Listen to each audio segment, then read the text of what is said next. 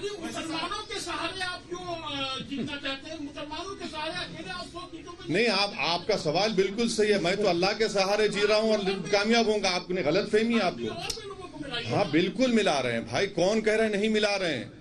आपने कहा कि आगे क्या करेंगे, हम तो बिल्कुल चाह रहे हैं। अभी हम राजभर साहब के साथ हैं, मुख्तलिफ हमारे ओबीसी ऑर्गेनाइजेशंस के साथ हैं, पार्टीज के साथ हैं। हाँ हाँ, जब राजा यहाँ बैठा है ना आपके सामने हम खुद बैठे हैं भाई, क्यों आप बात कर रहे हैं? वैसे साहब, बिहार का उदाहरण आपके सामने है। विपक्ष के टकराव के चलते नीतीश की सरकार बनी। क्या लगता है उत्तर प्रदेश में जिस तरह से फिर से आप गलत सवाल कर रहे हैं। आप स्टडी करके देखिए। आप एक जिम्मेदार जर्नलिस्ट हैं। नहीं, आपको जिम्मेदार हैं आप बड़े पढ़े लिखे हैं, आपको थोड़ा रिसर्च करना चाहिए। कितने नहीं, अच्छा अब ठीक है, चलिए अब आपसे ही बहस होगी। अब बताइए कितने सीट एमआईएम लड़ी? बिहार में आप 5 सीटें सिर्फ जीते। लड़े कितने? अरे आपने 60-70 सीटों पे झूठ। अब अपना मजाक मत बनाइए। देखिए, मजाक मत बनाइए। आपकी झूठ साबित हो गई। आपकी झूठ साबित हो गई। आपकी झूठ साबित छोड़ रहे। ठहरिए, अब सुनिए। अब सुनिए। देखिए, आपके इग्नोरेंस को तो हम नहीं हटा सकते, पर आपको बता रहे हैं। आपने कहा बिहार में 60-70 लड़े हम। आपने कहा ना अभी नहीं लड़े। सुनिए, नहीं लड़े, 20 लड़े, 19। चलिए, जीते कितने? 5। बाकी 9 सीट पर गठबंधन जीत गया हमारे खिलाफ। 5 सीट, सुनिए 5 सीट पर एनडीए जीत गया। और 9 और 5 के अगर वोट्स मिला भी लेंगे आप, तब भी वो मेजॉरिटी के करीब नहीं है जो जीते वो लोग। मेरे भाई, जरा रिसर्च कर लीजिए। हम थम्स अप नहीं है, वो थम्स अप लीडरों का जमाना जा चुका है।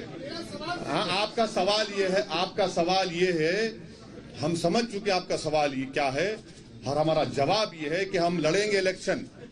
हम किसी के गुलाम नहीं है, जर खरीद गुलाम नहीं है कि उनको जिताएंगे। हम बहुत 60 साल से सबको जिता रहे, हम जीतेंगे इंशाअल्लाह। उत्तर प्रदेश का मुसलमान जीतेगा। कब तक हम इनको कंधों में बिठाकर, कभी अपना बेटा बनाकर, कभी अपना भैया बनाकर, कभी अपना नेता बनाकर, कब तक इन लोगों को जिताते रहेंगे? हम क्या कोई खैती हैं? अब हम वोट डालेंगे, हम जीतेंगे। संविधान में इनको इजाजत है। और इसमें पेट में दर्द क्यों हो रहा है? वैसे साहब, कल मोहन भागवत साहब ने पुणे में एक बार फिर से ये कहा है कि हिंदू और मुसलमानों के पूर्वज एक है। उन्होंने कहा कि हमारी एकता ही हमारा अपील की हमारी एकता। मैं हाँ, रणवीर साहब बोलिए ना। रणवीर, आप कहाँ हैं? रणवीर भाई दिख गया, बोलिए। मैं वो जवाब दे चुका हूँ सर उस पर। बीएसपी को आप कह रहे हैं कि झोली भर भर के मुसलमानों ने वोट दिया। दोनों को पिछले 2019 के लोकसभा के चुनाव में सीएसडीएस का डेटा है 2019 का कि 70% मुस्लिम्स वोटेड फॉर, 70% मुसलमानों ने बीएसपी और सपा को वोट दिया। और 50% के ऊपर हमारे हिंदू भाइयों ने बीजेपी को वोट दिया। ये मैंने कहा है। यही कह रहा हूँ कि अभी मायावती जी का कार्यक्रम चल रहा है और वहाँ शंख बज रहे हैं, वैदिक मंत्र पढ़े जा रहे हैं, तो मुसलमान आखिर क्यों आपको वोट करें? क्या सोच के वोट? वहाँ जय श्री राम के नारे भी आज लगे हैं। हाँ, नहीं, देखिए, वो उनके पार्टी का प्रोग्राम है, जो करते कर लें। हमारा जो पॉलिसी, हमारा जो पॉलिटिकल ऑब्जेक्टिव है, हमारा जो कोशिश है उत्तर प्रदेश में, वो आपके सामने रख रहा हूँ। यूपी के इलेक्शन में तालिबान भी एक मुद्दा होगा। आपका क्या सोचना है? क्या होगा? तालिबान है वो यूपी कौन बना रहा है? मैं आपको बताऊं, ऐसे नाम लेने से क्या लगता है? किसी पार्टी का नाम मैंने ले रहा हूं। अरे आप क्यों डर रहे हैं? हाँ, आपका भी विवादित बयान आया था। नहीं, बीजेपी कह रही है कि जो तालिबान का सपोर्ट कर रहे हैं, यहाँ पे ऐसे लोग हैं जो सपोर्ट कर रहे हैं। हाँ, उनके खिलाफ ये बोलिए ना, नाम लेके बोलिए।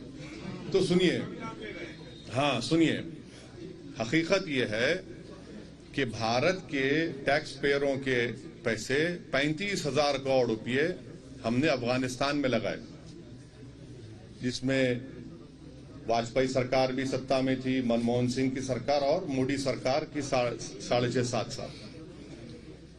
ये 35,000 करोड़ में हमने डैम बनाए, अफगानिस्तान में हमने उनकी पार्लियामेंट बनाई, ईरान से छबार पोर्ट हम बना रहे हैं ताकि वहां से ट्रेड हो सके अफगानिस्तान में। अब वहां पर तालिबान आ चुका है और पिछले 20 साल में हर साल हमने करीब 800 से 900 अफगानियों को अफगानिस्तान से भारत लाकर उनको एजुकेशन करवाया, doctor, engineer, Indian military academy पढ़ाया, तो ऐसे 16,000 लोग हुए। हम ऑल पार्टी मीटिंग में गवर्नमेंट मोदी सरकार से सवालात किए, जो मैं दोहरा देता हूं, आपकी आसानी हो जाएगी समझने के लिए। मैंने ये पूछा कि क्या तालिबान एक टेररिस्ट ऑर्गेनाइजेशन है? अगर है तो यूनाइटेड नेशन में भारत सैंक्शन कमेटी का चेयरमैन है, तो क्या उनको डीलिस्ट करेगा या उनको वैसे ही बरकरार रखेगा? नंबर 1। अगर ये नहीं करते तो क्या आप अनलॉफुल एक्टिविटीज प्रिवेंशन एक्ट में आप उनको टेररिस्ट लिस्ट में शामिल करेंगे, नहीं करेंगे? आप बताइए ना। और अगर ये भी नहीं करते तो फिर उनको खामोश रहना चाहिए, इस तरह की वाहियात बातें ना करें। जो उनको अपोज करा उसको ये नाम पुकार देंगे। आप सत्ता में हैं। ये सवालात मैंने ऑल पार्टी मीटिंग में भी किए, पब्लिकली भी किया हूं और आज आपके सामने कर रहा हूं। और मेरा मानना यह है कि अफगानिस्तान में जो तब्दीली आई है वो भारत के लिए ठीक नहीं है। 5वीं बात सुन लीजिए, कल का हिंदुस्तान टाइम्स अखबार, उन्होंने एक CIA के ऑपरेटिव चीफ जो अफगानिस्तान में अमेरिका की सीक्रेट एजेंसी, गुप्त एजेंसी के वहां पर जिम्मेदार थे, उन्होंने अपने इंटरव्यू में हिंदुस्तान टाइम्स को कहा कि भारत ने भारत के मुसलमानों को दूर करके, उनको एलिनेट करके बहुत बड़ी गलती की है। ये अफगानिस्तान के पस मंजर उन्होंने कहा, मैंने नहीं कहा। ये उन्होंने अपने इंटरव्यू में यह भी कहा कि भारत में ये रिलीजियस और नेशनलिज्म के नाम पर जो कुछ हो रहा है ठीक नहीं है, उनके अल्फाज हैं।